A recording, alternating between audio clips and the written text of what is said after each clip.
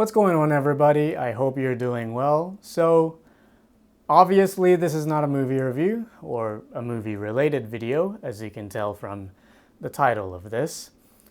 I spent a long time trying to decide whether or not I should actually do this. I kept thinking to myself, is this even a good idea? Am I making a big mistake? I'm gonna regret this for the rest of my life if I do this. Would people think this is too irritating, too stupid, too annoying, too needy, and all that? And I tried multiple times to actually do this video. I set up my tripod, I put the camera and the microphone on, I pressed the record button and talked for a few minutes, but I just couldn't do it. I couldn't muster up the energy or the will to actually complete this thing. But lately, I'm starting to think that there's not a lot of time left in me, and if I don't do this now, I don't think there will be another chance. So hopefully you'll watch the whole thing. I'm gonna try to keep this as short as possible. I know everybody's busy. You probably have a lot of things to do. I don't want to take up too much of your time. And honestly, I'd be surprised if like 5 people watch this video. But hopefully, by the end of it, you can help me out with this thing that I'm going to ask you in some way, shape, or form. So, I've struggled with depression, PTSD, overwhelming anxiety, and suicidal thoughts for pretty much my entire life. If you've been following this channel for a while, you may have seen me talking about these things here and there. I think the most notable video would be my review of Wicked. Like, I talked about what I was going through in the first like minute or two of that video. I had very traumatic childhood and adolescence. When I was 10 years old, 2 of my classmates stabbed me right here. They used a pencil, a dangerously sharp pencil. And from that point on, my life changed.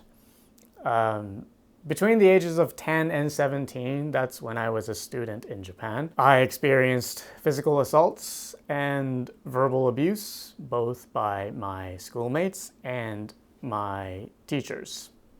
In elementary school, pretty much all the teachers ignored what was happening, and they did this very intentionally.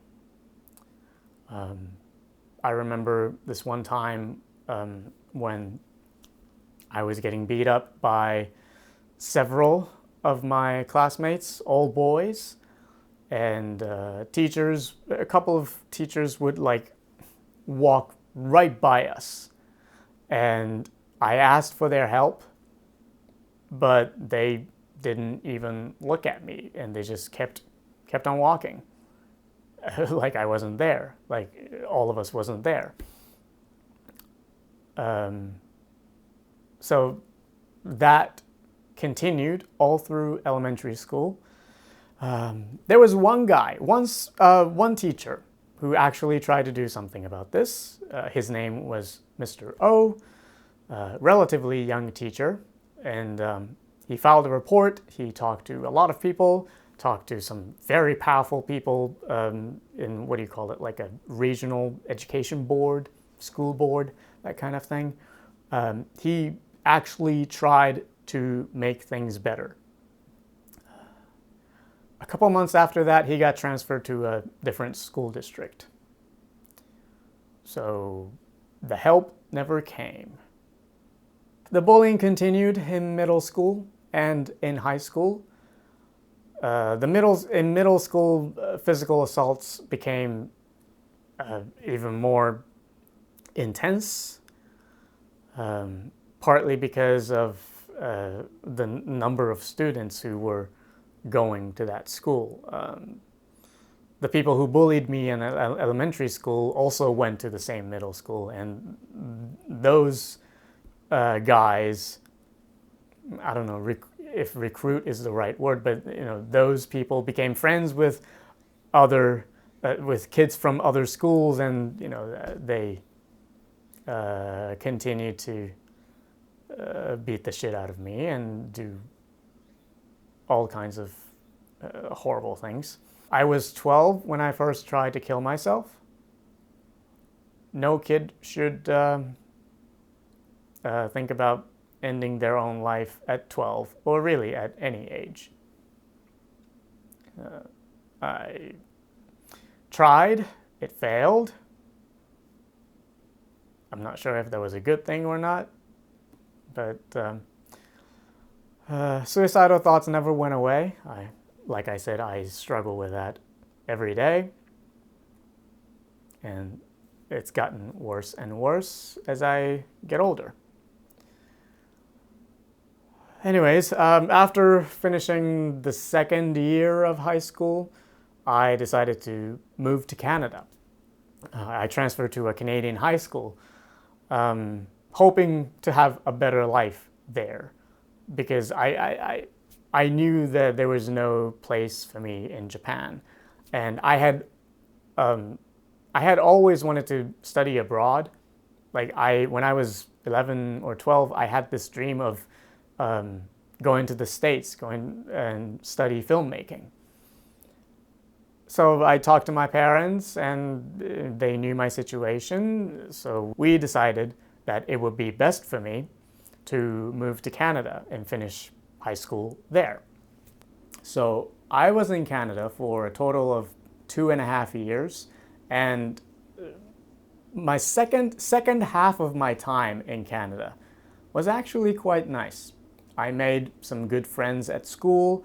I was part of this school dance troupe, and I had so much fun performing all these different dance pieces. And even though there were tough moments, looking back on it, I don't have a lot of negative things to say about that particular time period. But the first half of my time in Canada was rough.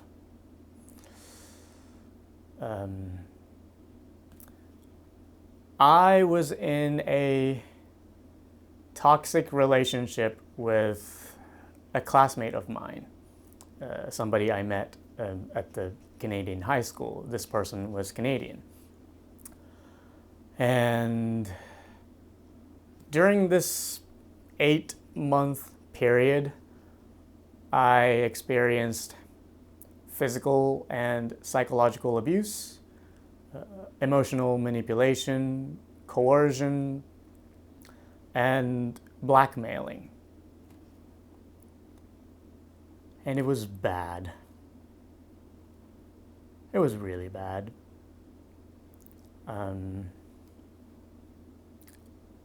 I was miserable.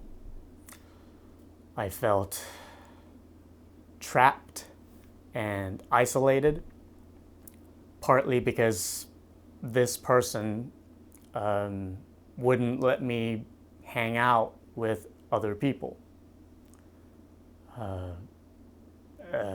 This person controlled what I can and cannot do.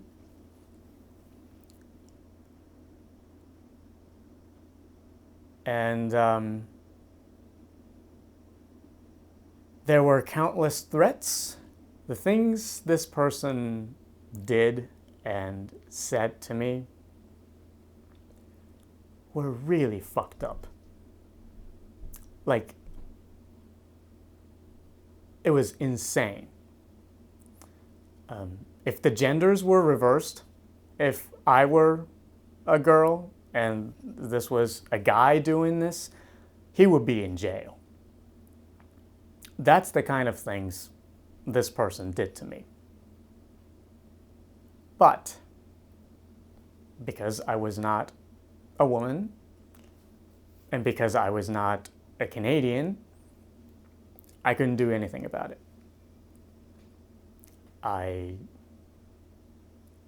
And this person made sure that I wouldn't do anything about this.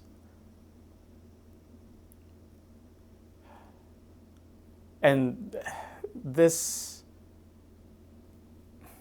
experience continues to haunt me to this day.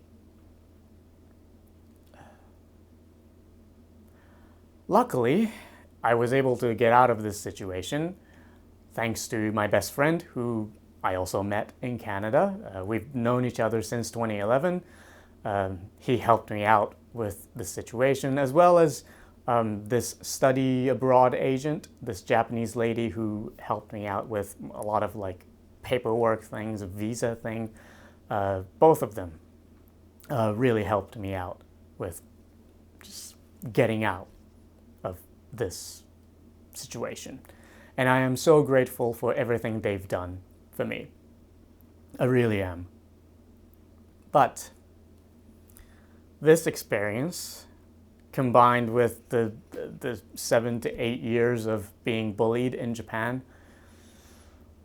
completely changed the way I interact with people. Now, like I said, I've met some wonderful people after this experience. And, once I went to the US to study filmmaking, I also met some, equally wonderful people. But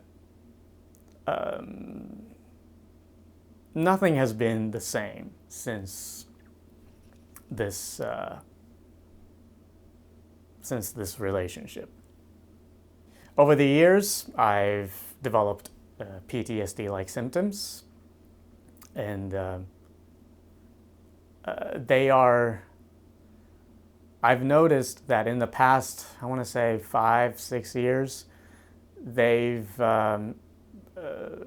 are starting to really affect my life and my relationships with friends and family. And I've tried traditional talk therapy in the past and antidepressants, but they were not very effective for me. I know talk therapy is useful, and I know a lot of people find it very helpful, but it was not for me. It made things so much worse. Same with antidepressants. My body just, it upset my stomach all the time, and it made things even harder for me. And in July, this past July, I had a total fucking breakdown. I just didn't want to live my life. I just wanted to disappear. I didn't see the point in waking up every day, trying to pursue the dreams that I've always had, which is, making movies and make a living. Which brings me back to the whole point of this video. I know I'm talking way too long. I'll try to wrap this up very quickly. I need your help, and specifically, I need some financial help. So one of the treatment methods I'm looking at to treat this stupid thing is ketamine-assisted psychotherapy. And I've been looking into it for the last couple of years, and this seems to be the best option I have to beat this thing, to overcome this thing. And to receive that treatment, I need a lot of money. Now, I have some money saved. There's some money in my savings account, but if I go through this whole process, I might go into debt. So, my best friend and I, the best friend in Canada, we've set up a GoFundMe page. The link is in the description below. The goal is set at 9,000 Canadian dollars. I am planning on receiving this treatment in Canada. In fact, I am going to Canada in a couple weeks to hang out with my best friend. This treatment was not part of the package when I booked the flights, but now that I've found a couple of options, I thought maybe I could do this in Canada too. Now, I am not expecting to raise this kind of money. And honestly, quite frankly, I don't have high hopes. You know, $9,000 is a lot of money. And in this economy, you know, donating money to people you don't know is, you know, some people might look at it as like a dumb thing to do. And I'm sure some of you might look at it and go, do you not realize that there are like hundreds of thousands of starving children in Gaza, and there are like, you know, millions of people in Ukraine who are going through much harder times than you? Like, what makes you think your problem is more important than the suffering of those people? And you are absolutely right. What I'm going through is nothing compared to, you know, starving children in Gaza and being carpet bombed by a fascist regime. But if I could, if you could help me in any way, that would be really helpful. You don't have to donate money if, you know, money is tight for you. And I get it, the world economy is falling apart. There's a crazy orange-faced man destroying the world economy. I know we are, you know, going through hard times together. So, you know, spending money on this thing might not be, you know, you might not think it's worth it. But if you can, you know, donate $1, $5, or $10, that would really mean the world to me. All the money will be spent on the treatment, nothing else. I did write down a breakdown of how the funds will be spent. So if you click on that GoFundMe page, you will see how the money will be spent. If you're unable to donate, please share this video or share the GoFundMe link with people you know, friends, family, coworkers.